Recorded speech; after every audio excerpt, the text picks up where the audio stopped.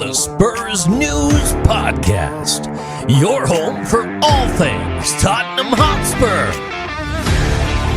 Now, here are your hosts. Hello everybody and welcome to a new episode of the Spurs News Podcast. I am Sam.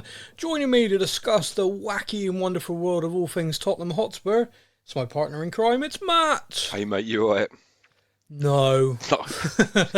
45 minutes yesterday we was all both alright, weren't we? Kinda. Yeah, I don't know.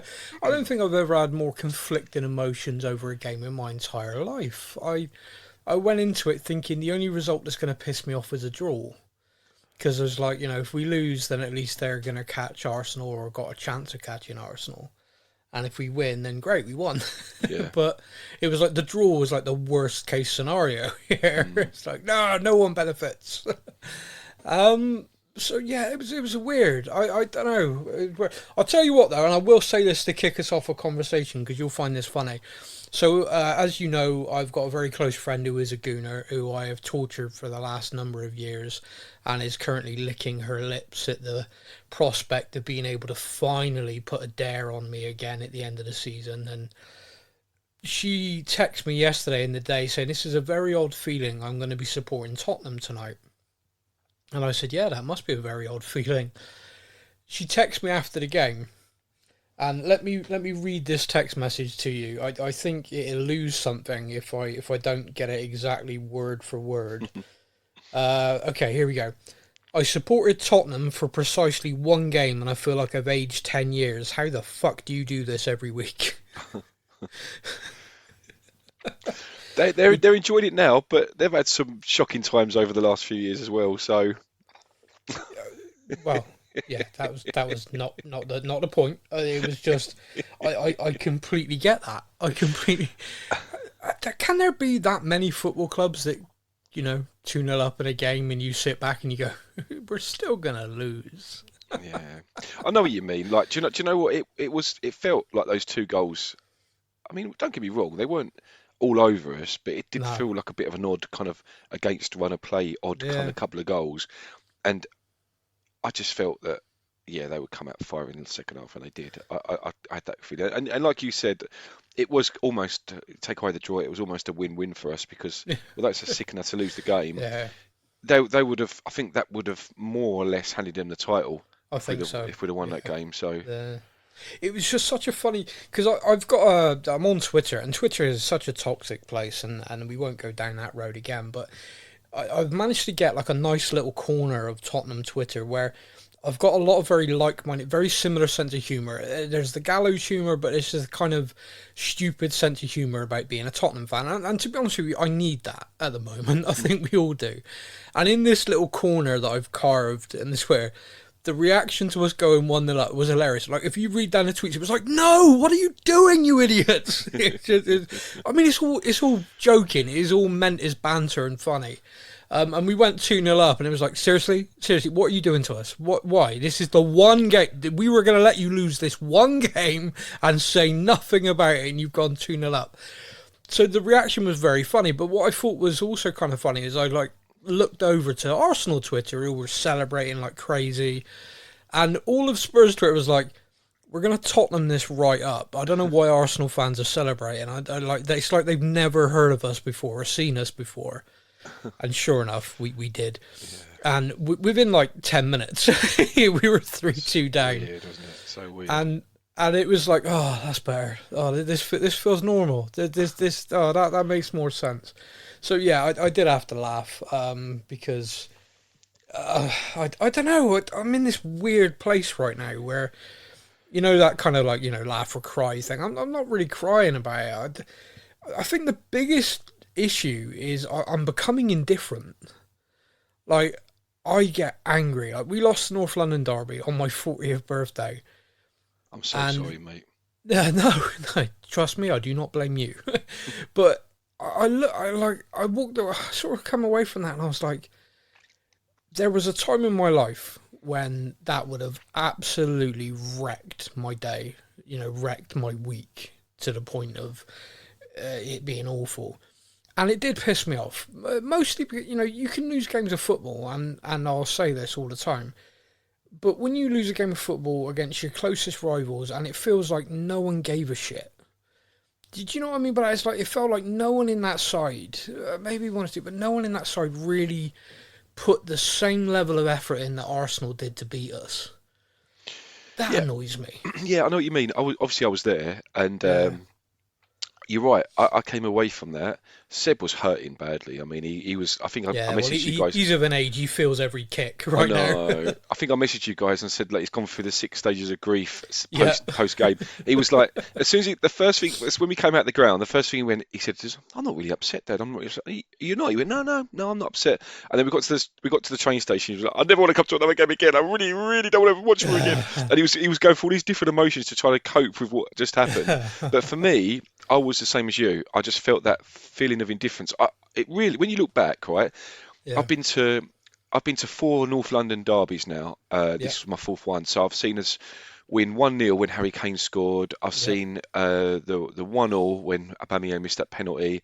I've obviously seen the 3-0 last season. I've seen this one. So this is the first defeat I've seen live. Yeah. And I would have, if you'd have asked me before the game, especially leading up to it, how you would have felt if they would have beaten us, I would have said I'd come away stinging. Yeah. But I didn't feel that, and probably because I've got that sense of indifference. And honestly, at half time, like there's a, I've probably mentioned this before, but it's a group of us that I only met since we've sat where we sat, and they're really good people, and a couple of them listen to the show as well. But That's a good job you call them good people. Yeah, no, they are. I'm not just saying that because the they are stuff you say off air. all right, right. No, I'm lucky. I'm really lucky. Yeah. But we was like not laughing and joking because like we was happy, but laughing and joking because almost like what you said about Twitter, you kind of have to go into a place where you're like, this is ridiculous, and you can, and honestly, I feel now with Spurs, and I'm sure you'll give me the opportunity to have my rant, and I have been ranting recently about it, but we've been allowed, because of Levy and Enoch, to go completely and utterly stale. We've gone completely stale. Yeah. And I was saying to the guys, actually, the point that you raised about Chelsea, which is such an important point. This sense of like, you come along, when you don't perform, you're out, and we are more than happy to take a hit on you. Yeah. And because Levy is the opposite of that, the antithesis of that, we've just become so utterly stale. There's players that should not be at that club. No. Not because they're not good enough, because they've just been allowed to just gradually go stale. I mean, Doherty's a classic example. Why the hell is he still there? Yeah. Honestly, I saw a Facebook I think. Did Matt Doherty get our man of the, which is ridiculous? I don't know how anyone got man. And someone said he was definitely one of the better players. Another opinion. It's my opinion. His opinion, my opinion. But I don't know what you thought. But genuinely, what game was you watching, mate? Like he was awful. Like it frustrates the hell out of me that we were so spoiled with the likes of Walker and Rose, and I'll always go back to them, 2 amazingly dynamic wing backs, and then you've got Matt Doherty who gets past the ball and he just there's no confidence in the guy. No. He gets it, traps it, and then let's just make a little safe pass back. There we go. What was the point of you being there, mate? What is the actual point of you being there? And then Sessegnon, and I don't want to attack the guy because I know he's still quite young, but honestly, it was embarrassing. Did you see that bit when he comes to chest the ball and it goes out for throw? I mean, like, mate, we paid 25 million for you. I think I could have chested the ball better than that. What's wrong with them? What is wrong with them? It is a weird thing. It's just. It's like you could take certain players out of that and put them in different teams and they'd look great. And you'd look at it and go, that's not the same guy. That's like a different player. And also different coaches. Like sometimes a coach changes and a player who's looked abstract rubbish all of a sudden is coached in a different way or is playing in a role that they feel more comfortable and they feel more confident and he look a better player. But right now, with Conte sticking to his system, this is my system, this is how I play, you look at it and you sort of go, you're trying to mould a squad to play the way you want to play, And if we're all going to be blunt about it, the players are either not good enough to play the way you want to play against these teams, or this system doesn't work. Because Yeah. it's bizarre. I mean, the thing is, look, there's no getting away from the fact that uh, Conte and Levy are two very egotistical people. They're where they are Yeah, because of their ego, you know. yeah, And there is a part of me, and again, just me maybe putting two and two together, making six, of Conte going, here I am, I've got the pedigree, and I'm going to come along with how I play, but here you are in front of you guys is what all I can do because of the people above me. yeah, And he alluded to, he must have seen it. He alluded to the fact that it's always him that has to come out to the press yeah. and I answer mean, questions. And this is the problem, right? Sorry, Sam. I'm going to go on little bit of a rant. I do go on. apologise, yeah. And I know it's something we've been speaking about for the last few weeks. But the more I think about it, the more I realise that, for example, the stadium, yeah. So when that stadium was built, I can remember sitting there with my season ticket, my first game. All the fireworks went off before the game. Fantastic game. We beat Palace 2-0. And I'm like, wow, look what Levy, look what ENIC have given us as a club. Look what they've given me as a Spurs fan. Yeah, It's insane, right? But the more I come to this realization, the more I realise that it's not for me. This stadium was built because um, it's the better the stadium, the more they can attract. For example, boxing gigs like Lady Gaga, all the Andy Joshua. yeah, It's because it's amazing. So that stadium is there for ENIC to make as much money as they can. We're just sitting there going, oh yeah, fantastic stadium. It was never built for us. It was never built for us Spurs fans. It wasn't. It just wasn't. But this is the thing. They can because they have built that. They can say so if anyone says that wasn't built for the stadium, yes, it was. Look, we built it. So they're creating all these things, so they've got answers for it. But the yeah, reality of it is that it's not for us. They're not interested in us as fans. They're absolutely not interested. They're just not. And then so you look at Conte. yeah. And you look at him at Spurs, and Levy could turn around and go, yeah, look, I've given you this money for this player, I've given you this money for this player, so they can, if anyone questions it, they can say, yeah, look, we are trying to invest in the squad, but for them it's just a tick box exercise for them Mm. to show on paper, or they can twist an opinion or twist a view to make it look like they do care about us, but I talked about when you see him when it's the stadium tour, all these things they all point to the fact that the cold hard reality is that we're not the priority. Spurs fans aren't the priority. We're just not. No. And it's always been the case with them. And I know I'll go back to it, and I know I mentioned it before, but the Palace game when we played Palace, and you looked at the memorial of all the players that passed away, the fans. That's a club that care about their fans, that their fans are part of the family, and we're just not. We're just mugs. We are absolute mugs as Spurs fans. We completely are. Until Levy piss off out of the club, we are complete and utter mugs. All of us, all our Spurs fans are walking mugs. We really are. Walking mugs. We are. It's a funny image. Yeah, oh, Jesus, it's difficult to argue any point really. I mean, it's not a case of arguing either. It's just a case of kind of trying to balance it. You're the way you feel right now, I think, is the way a lot of people feel. I think it's the way a lot of people have felt for a while as well. And kind of the number of people feeling this way slowly increasing as sort of time goes on.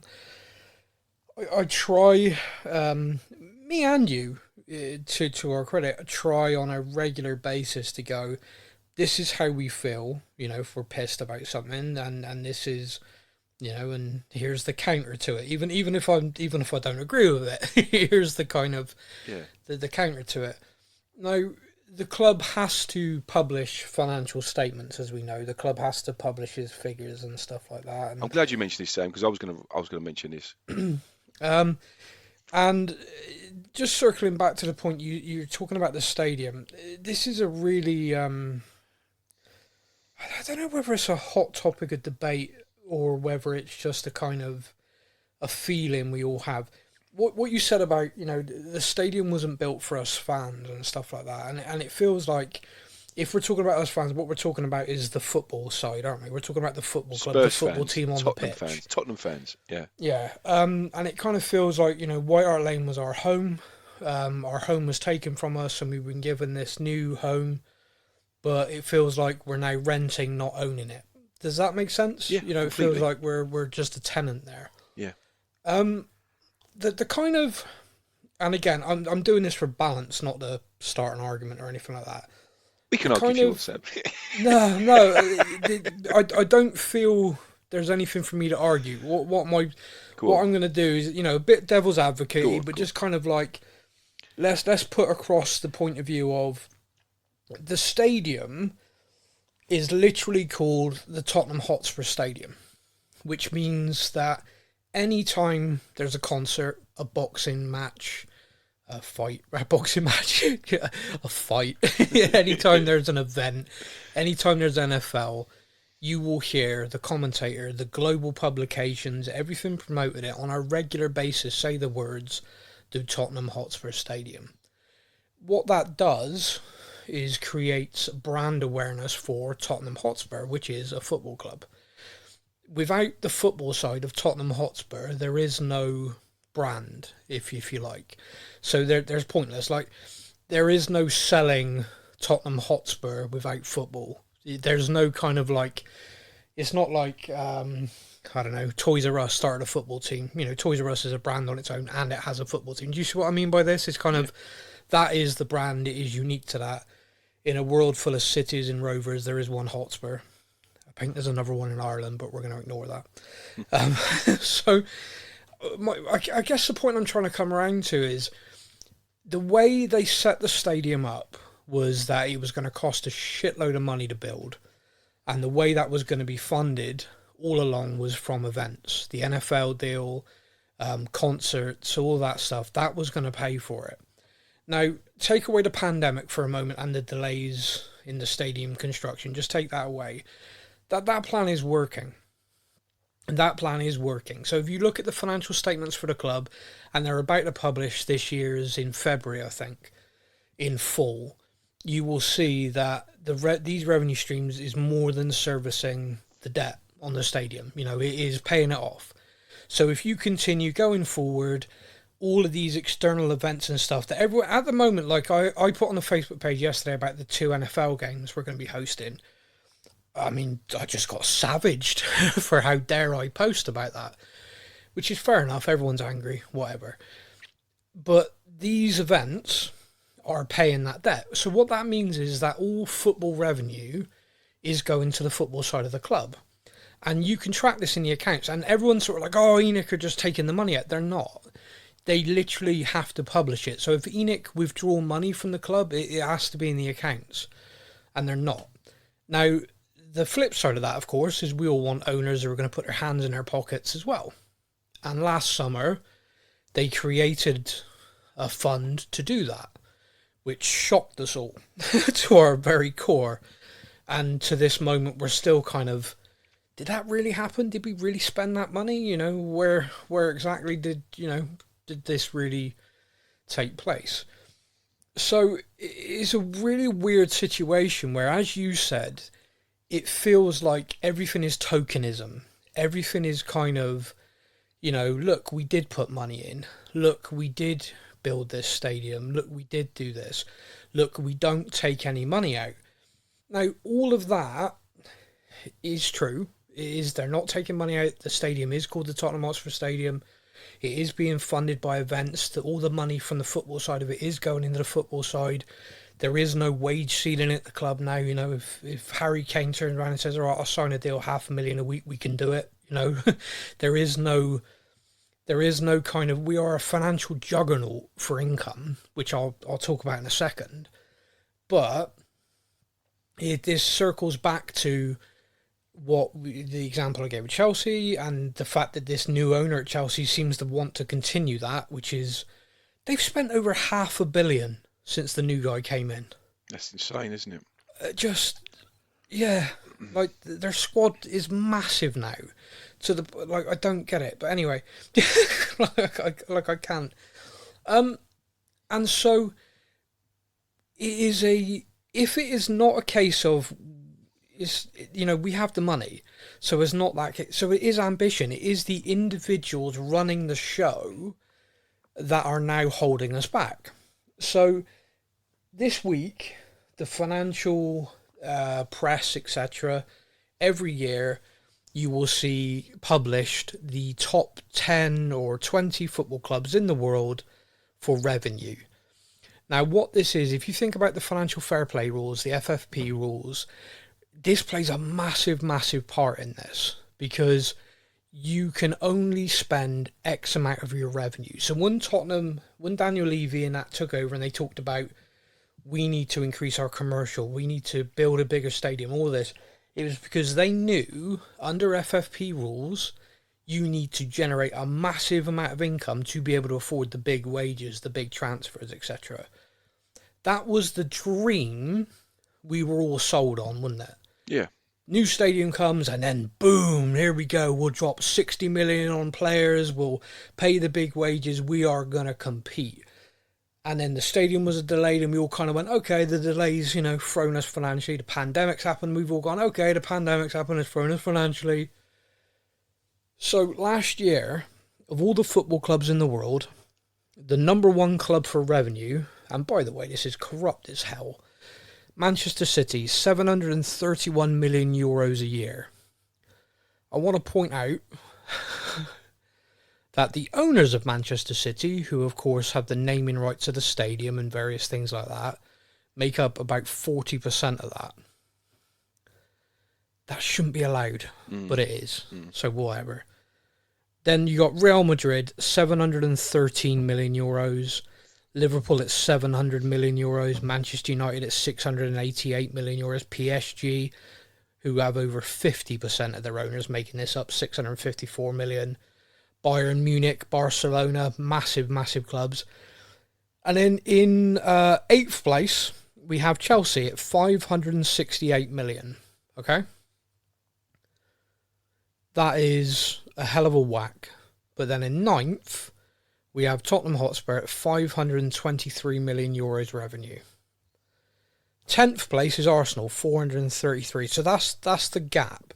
So between 9th down to 10th, you're talking about a 100 million euro gap. Keep in mind this was the last financial year as well when we weren't in the Champions League. So the estimate is that we are seeing nearly £2 million, so in euros that's a little bit higher, per home game in revenue. Now, when the stadium first opened, they estimated it was about £1 million per home game from various things. They're now saying it's near 2 million per home game. So every time Tottenham play at home, that's 2 million. Every time there's a concert, every time there's an, and all that money is revenue streams for the club. It is Tottenham Hotspur PLC. And we as fans see this, we look at that, and we look at the clubs surrounding us on that. So Chelsea are just slightly ahead of us in revenue, and they've just dropped near £500 million, so over £500 million in transfers since the summer. So that's 2 windows. That is more than we have spent in the last 10 windows combined. Yep. And they've done it in the last 2. And they've done it because an owner's come in and has done it on the basis of when he bought the club from Roman Abramovich, apparently one of the conditions and stipulations in that was whoever comes in must show me they have the financial capital to do what I did. I won't sell the club unless I see the new owner is willing to come in and put the money in themselves. Now, I think Chelsea are spending erratically, stupidly. I think they're a little bit directionless. Will that come back to bite me in the ass? Probably. They'll probably put together a hell of a squad if they give Potter time to do it. But the fact is, there is no one at Chelsea Football Club can be under any illusions that they are not ambitious and trying to win things. Yeah. With us, with our revenue stream near enough the same as Chelsea, we are not doing that. And this is where it comes to Levy and Enoch and the fans. This is where I'm fully on board, because I can point to loads of situations and I can point to lots of things that they've done well. I can point to lots and lots of things that you look at and you go, okay, this is financially, people say, oh, they're taking money out of the club. They're not. I can argue all of those points. Why I'm arguing on their behalf, I don't know. This is more devil's advocate than ever wanting to defend them. But what the realization is from my point of view is what they have done is they have built a sellable asset. Right now, we are an income generating juggernaut of a football club, but we are not a football team. And I think I can speak for every fan. I think I can speak for you. I do not ever in my life chant, we've got a great balance sheet. Yeah. I want to chant, he's one of our own. I want Harry Kane to be at this club for his entire career. I am now resigned to the fact that's not going to happen. He wanted to leave a couple of seasons ago, and it angered me the way he did it. His desire to leave at that point probably didn't piss me off. The way he went about it annoyed me. The reality is now, I don't see how we can stop him. Yeah, I don't see why we should. And I think the thing is, if he's clever this time and just keeps his head down and just plays out the season, I don't think there's a Tottenham fan who's going to begrudge him a move wherever he goes. Okay, not wherever he goes. If he joins Arsenal, then no, he's dead to me. But I don't see that happening. I just can't picture him signing a new deal now. Nobody can. And this is where I feel like our season is in a massive, massive problem, because the other person no one can see signing a new deal right now is Conte. So if you're a player in this squad and you've been signed by this manager, or you're a player in this squad who's seen managers come and go from this club, you're looking at this now going, oh, here we go again. He ain't staying. What's the point? Why am I going to run through walls for this guy? Why am I going to do this extra fitness? Why am I going to do that? I might as well just wait for the next guy and try and impress him. It's a real problem. We are stuck in limbo. And it also goes a full circle, because if you're a club and you're going to invest in transfers, do you sign the players this guy wants when he's not committed? What happens? Conte says, I want this guy and this guy. And they're 29, 30-year-old players. They're grizzled veterans who under Conte probably will give him a good couple of seasons. But under a different manager, another manager coming in might look at them and go, no, they don't fit my system. They're past it. Sell them. And you as a club have just invested X amount of money in them. So it is a catch-22. Conte's screaming for the board to back him. But I do understand why you would be hesitant to drop serious money on players when you've got a guy who, let's face it, is just flirting with leaving non-stop and has been for a while. We're in a mess, and I just don't understand how it's been allowed to get to this. When Campbell screwed us over and there was this vow within a club, we will never allow a player to do that to us again. Do you know what I mean? It was like, we will never allow that situation to happen. If we get to a point where a player's on the fence and they've only got X amount of time left in our contract, we're just going to sell them. We're not going to let this happen to us again.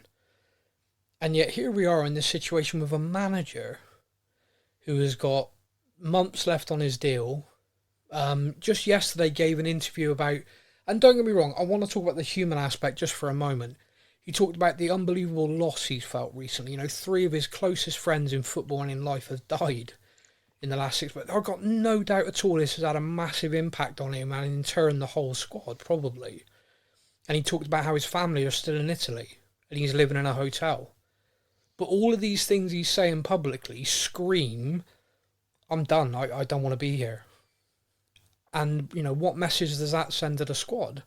You've got players there who literally signed for Tottenham because of Antonio Conte. You've got, and openly say it, Kulusevski, Bentancur, both of them, this guy's the reason I'm here. So how are they feeling right now? I don't know. I ranted. Yeah, you did it in a more calm, assured, measured, making more sense kind of way. So I do appreciate that. No, I just don't know what to say with it really, because it feels like you can talk around in circles and nothing ever changes. Yeah, and what is the common denominator in that, Sam? Yeah, and that's it. And that is the thing that never changes. No, We've seen players come and go. We've seen managers come and go. But we keep hitting the same wall every time. And this is the thing, this is the thing as well. I'd like to suggest as well. And it was. I kind of lost my train of thought slightly when I was talking earlier about how ENIC kind of, or Levy, ENIC, whichever, they're both one and the same. How they want to show that they're, on the face of it, they can point to where they're showing that. If you complain, look, we've brought Mourinho in. Look, we've brought Conte in. What are you complaining about? But the problem is they've brought those players in. They brought those managers in. But I know what you said about Conte losing close friends, right? And I'm not, I don't know the guy. I don't know what's going on. But I'm fairly certain that if he didn't have the owners that he has at the club, we wouldn't be hearing about him and the three friends that he's close friends that he has. But the frustration, the frustration is with the owners, right? And look, you've only got to look at the Trossard deal, right? So he's going to Arsenal now, isn't he? They've signed him for 27 million. I don't know how much truth's in it, but I did see a tweet, and it seemed like it was from a reliable source, that Levy put a bid of 11 million in for him.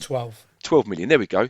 So put a bit of 12 million in. So typical Levy, trying to get a player on the cheap. Now, I appreciate that we've got a good amount of attacking players. We've got Richarlison's come back to fitness. We've got Kulusevski's come back to fitness. We've got a good lot up there.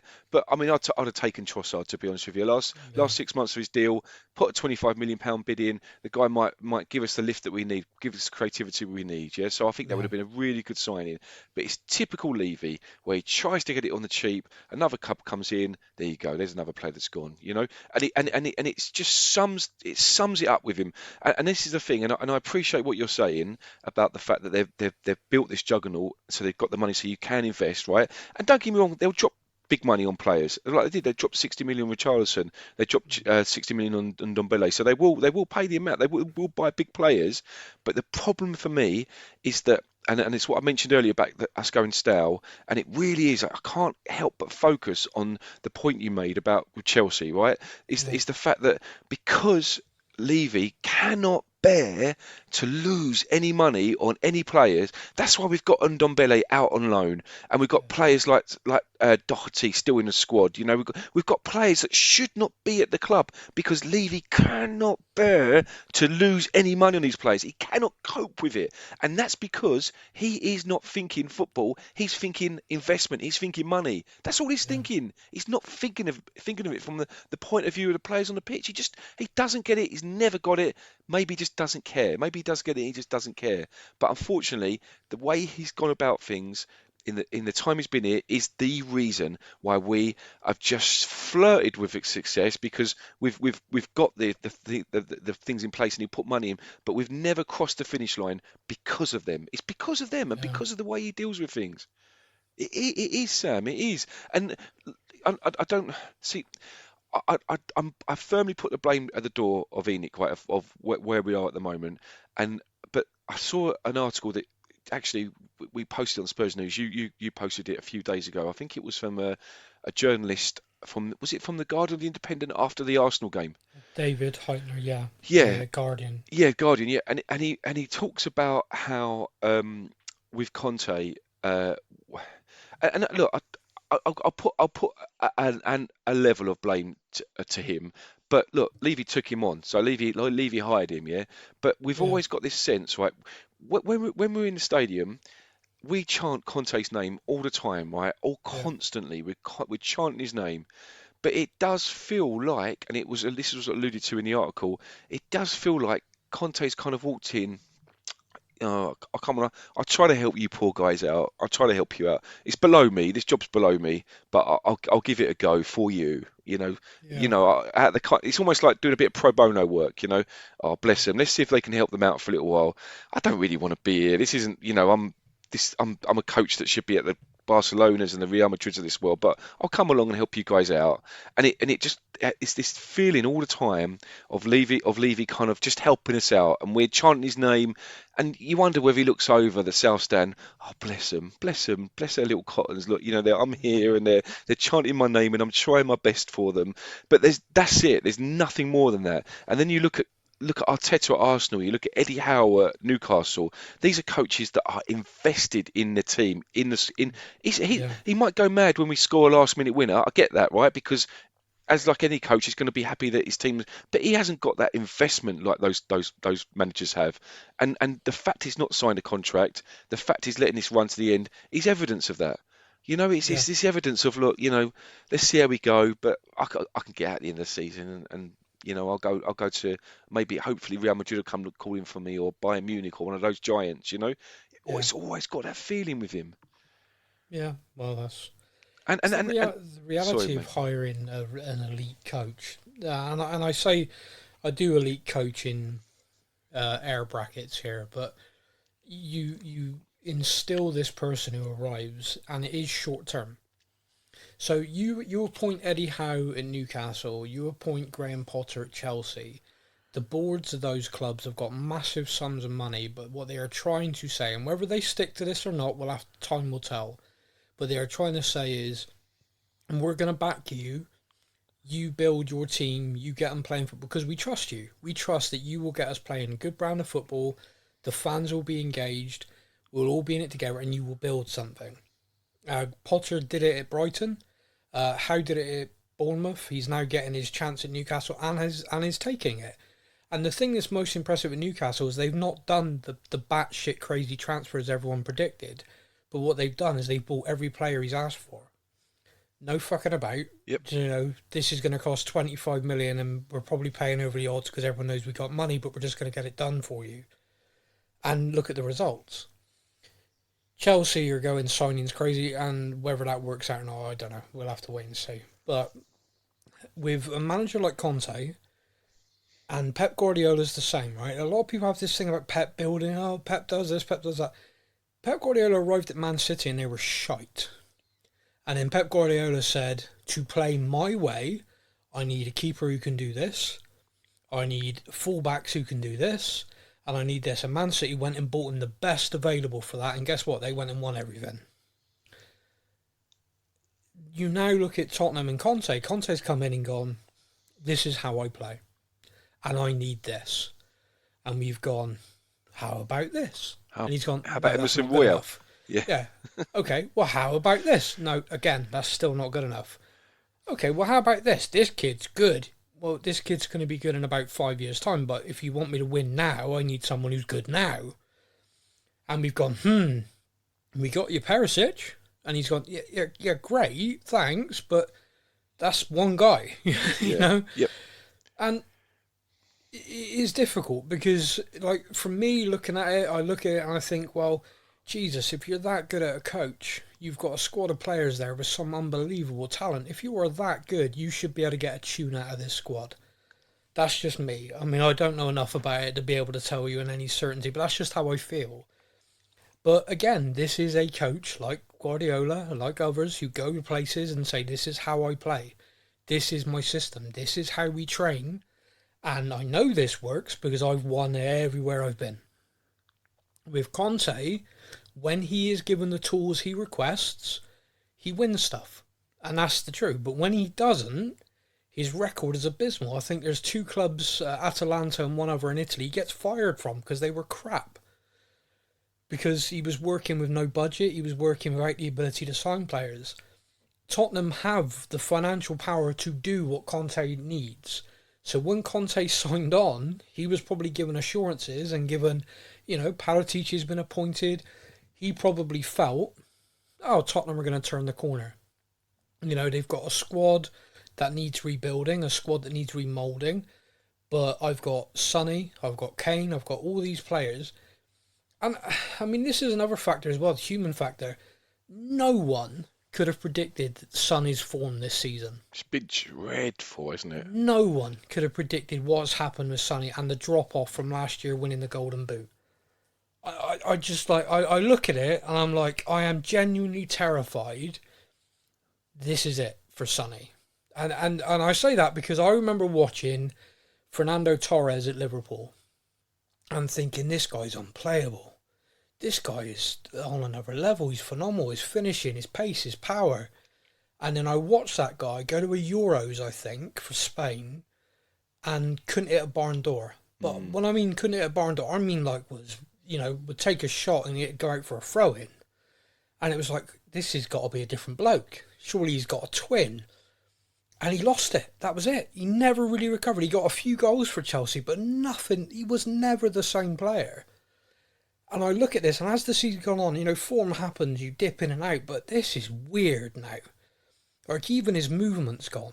Yeah, yesterday, and he can't control the ball, can he? And no, his passing is really off. And he's snatching. It's like, I'm, the only time this season he's looked like himself was when he came off the bench and scored a hat-trick. And I look at it and I go, he has to be sat down.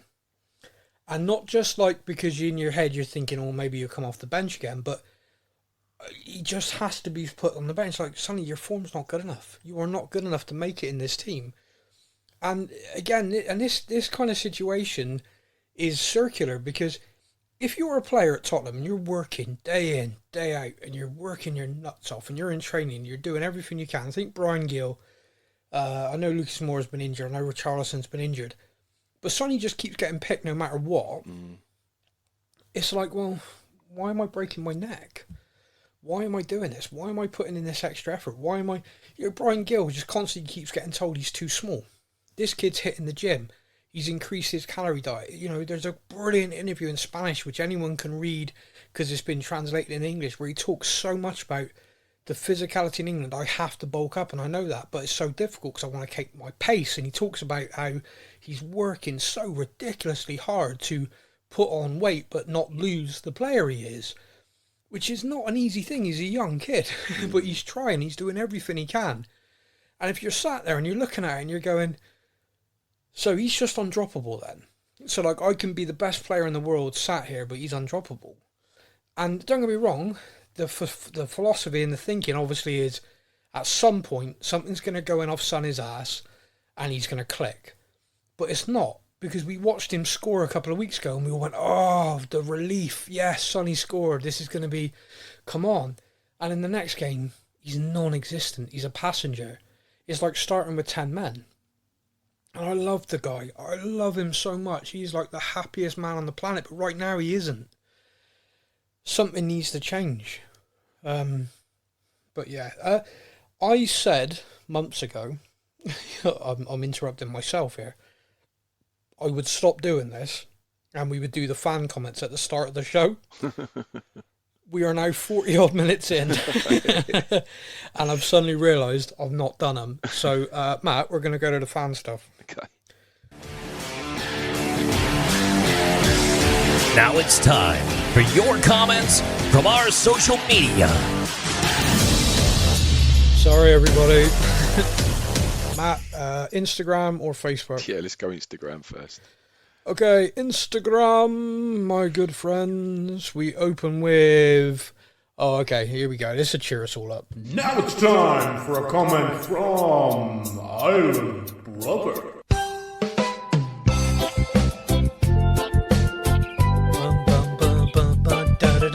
See, I feel better already. He's back. I might just have to play this like all the time. It's like our background or something. Island Brother says, hey guys, Sam, accept my condolences. Spurs have ruined many a birthday for me. Hope you found a way to salvage it before it's stroke of midnight. To Matt, welcome back. You were missed. Thank you. So Stefan, congratulations on the birth of your daughter. God heard your prayers and sent you a blessing of an angel for you to love and protect. Dan, keep lifting, brother. Laura, keep up the good work. No question really I can properly articulate concerning Spurs, so I decided just to express my appreciation for all the work you guys do to bring us this wonderful podcast week in, week out. Best way to get geared up for the weekend fixtures and being the last pod of the week, emotions have settled, and I appreciate the level-headed points. I don't know how level-headed we've been today. Wishing you all the best. So thank you, Iron Brother. So that wasn't a question to kick us off, that was just a bit of praise. Oh, that was nice. Thank you. Maybe I'll create a new segment like Praise Hour or something. So everyone has to be really nice to us. Last week I said I created an intro thing for Rock Me Amadeus, and the Git hasn't sent a question in since I've done it. Yeah. He has now. Hey. It's time for a question from Rock Me Amadeus. So, it's a pretty obvious thing I was going to do, but still, it made me laugh. This week I would ask, has Juventus scandal handcuffed Paratici involved in transfer window in any way? No. There you go, that's a really simple answer to that question. The Juventus scandal and everything that's going on in Italy, Paratici is named in a lot of different things, but the way the Italian legal system works and the way this whole investigation, his business as usual. There's no part of him that's got to be back there or anything at this time. So maybe in the future he'll be dragged there for questions, but at the moment, no impact at all. So there you go. Good. That was simple. I like it when it's simple. I think, just double checking, because I think Laura sent something this morning. Let me have a very quick look. Oh, Rock Me Amadeus made the point of how the bloody hell can Arsenal afford 27 million for Trossard and we can't. It's not about affording it. It's about who the chairman is. It's not about affording it. It's about whether you value him at that. With 6 months left on his deal, I think they've overpaid slightly, but they've overpaid because they've identified the need. They needed to sign a player. They had two targets in mind. The first one bumped off to Chelsea, so they moved on to their backup and they got him. It's a clear transfer policy and it works. It's clearly working for them. They're top of the league. I was going to say, can win you the title, can win you a trophy. Exactly. Having that... Anyway, moving on. So we're over to Facebook and we kick off with someone else who's got their own theme. Here is a question from Ryan Miller. You all know what time it is. It's Miller time. Ryan Miller says, following last week's podcast, just want to say a massive thank you to you guys. I've listened to the podcast for over 3 years now and I love it. What goalkeeper would you pick to replace Hugo? I think Pickford would be a pretty decent replacement. The replacing Hugo topic's pretty high up on everyone's agenda at the moment. I think it's pretty abundantly clear it has to happen this summer. For many, they prefer it to happen today. But we should have it yesterday. Yeah, I don't know what to say. I mean, the guy's been incredible for us. He gave his best years of club football for us. I feel like a dick having a go at him, to be honest. But Oh no, you're right. And look, you're right. I said to Seb in the car taking him to school this morning that he's been the only goalkeeper Seb's known because he's been at the club longer than Seb's been alive. So he's been at the club for a long, long time. And even yesterday, he pulled off a couple of stunning saves. Yeah. But then he has the rashness that, and so it's always been his style. I mean. As a shot stopper, I think he's probably one of the top two in the world. Still good, even, but distribution wise, that aspect of it and decision making. Let's just move on. So if you're picking a new goalkeeper to come in, who would you pick? Yeah, I know it seems obvious, and I know you said Pickford. I think Pickford for me is a good choice because he's in the peak years for goalkeeper. He's English as well, which is good because having England's number one at the club. I remember when we had Paul Robinson at the club. It's fantastic having England's number one. There you go. So it's my choice, I think. Yeah, that's probably who I'd pick. Stefan Cruz Alvarez. Step in, Stefan says, I have so many questions. Many I'm sure will be answered by the time you get to the fan questions. Smart ass. So my question is, will the board back Conte the rest of this month? Do you think the answer will determine if he stays or leaves? Which would upset you more? Good question. See, scenario A for me, genuinely, is that the board pull off some sort of monstrous, ambitious coup of deals in the next week. And I'm talking about Gvardiol for like 80 million, coming in our central defence. I'm talking a forward of great quality and a playmaker. I'm talking the sort of deals that all of us would just sit down and go, nah, that didn't happen. Yeah. The sort of deals that would make the whole world go, holy shit, Tottenham mean business. The odds of that happening, I feel, are the same as me, sprouting a vagina and becoming Samantha tomorrow automatically. It just isn't going to happen. The board have just never shown any inkling at all that they'll do that. And me and you have done this podcast for a while. How many times do you think me and you have said, oh, this window's key? Yeah. And this window's important. Because if you want Harry Kane to sign a new deal, if you want Antonio Conte to remain the manager of the club and the profile of the club to remain high, if you want us to have a chance of Champions League football, we have to sign players in this window. It just has to happen. And what is more frustrating for me as a fan, and I'm sure for you and everyone else, is last January we signed a couple of players who did make the difference. They are absolutely the reason that we are playing Wednesday nights, as the song goes. They are 100% the reason we got top four. I don't think anyone can doubt that. Anyone who doubts that we're not a better team with Bentancur in it, just watch the first half yesterday. Yeah, and Kulu, both of them. Brilliant. Yeah. Excellent. Both fit. Both just improved our first team immeasurably.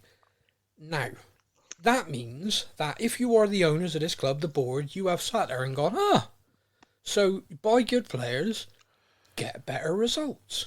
Interesting. It's like you could write this on fucking crayon it in seems the so sky. simple, doesn't it? It's like, I don't know how else. Like, here's the example of it working. Buy the right players for the right money. Boom. Results. Ha-ha. Weird. And yet, even with that example, right fresh in your mind, literally 1 year ago, here's the example of how this works. We are still, 10 days out from the closing of this window, 11 days, whatever it is, and the club sat on their ass going, oh. Because, Sam, Levy wants to get his bargains, doesn't he? Because he's a thunder. He wants to raid the bargain bin and get his bargains. Look, Kulusevski and Bentancur, it's proved that they are amazing players. He pretty underpaid for them, didn't he? When you look at it now. They came in at the end of the window as well. So I will say there are a lot of people who I trust because they are well connected who are saying, watch Tottenham in the final days of the window. There are a lot of people who genuinely feel that we are prepped and ready there's work happening that all of a sudden is going to snowball. Personally, I've heard it all before, and I don't know how many players I could name. I could do probably 2 full teams of players that we have been, we nearly signed. Yep. And then you hear about it like years like Eden Hazard. I nearly signed for Tottenham actually. I was like right there ready to sign for them, and then this happened, and they never really. Jesus, these are players that if you've got them interested in joining the club, you make it happen. And what's the common denominator every time? Yeah, I know. Anyway, so Stefan, I don't know if I actually answered you. Do I think they're going to back him? Sadly, no. I think this is yet another failed experiment of Tottenham Hotspur. Like, look at us, we're a big club, but we're not going to act like it. Mm-hmm. Gary Ball says, with the board we have who don't want to invest, is Conte still the right man for Spurs? Sadly, I'm going to have to say no to that. If we accept our owners are who they are and how they are, no. He's not the right guy. No, he's. Did you say that guy's name? Is he called Gary Ball? Did you say? Gary Ball, yeah. I thought it was Gary Baldy. Gary Ball. No, Ball. B-U-L-L. Ball. Right. Yeah. Conte is. See, I feel like I've kind of put a little bit of blame on him where I come predicament is, but I think put him in any club where he gets backed, then there's no problem with him. I mean, I know you gave a couple of examples. Another good one would be, I know obviously they're struggling a bit this season, but they've still done well over the last few years. Liverpool with Klopp. Yeah. You know, Klopp identified where he needed to keep getting Alisson, needed a centre back, getting Van Dijk. You know, paying over the odds, but getting the success. Whereas Levy will raid the bargain bin, maybe get a cracker out of there, maybe find like a rare signed Pink Floyd album in that bargain bin that's been put in there by mistake, and he's only paid a couple of quid for it. But most of the time, pick out I'm trying to think of a really dreadful CD. An old Robbie Williams album. There we go. That's what he mainly gets. You just mentioned that about Liverpool. Someone pointed something out to me the other day, and it's something in amongst all of when it happened that I never really thought about it. And now in the cold light of day, I'm like, holy shit, you're right. When Liverpool spent best part of 80 million on Virgil van Dijk, who was the best central defender in the Premier League at that time, would you say? Who was the best? The best central defender in the Premier League at that time. When they signed stats back this up, by the way. Go on. Who was it? Toby Alderweireld. Right. Okay. When they signed him, Toby was in contract talks with Tottenham, and all of a sudden the contract talks broke down because the agent of Toby went, "Wait a minute, Virgil van Dijk's now earning this, and our player's better than him. So we want more money." And the club went, "Fuck you. You got 2 years left on your deal. No. We're going to let you go stale because that's what we like doing." Yeah.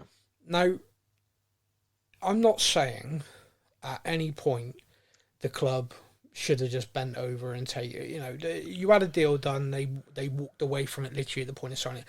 I get there's going to be pissed off anger involved and all that. I get that and all of that goes with it.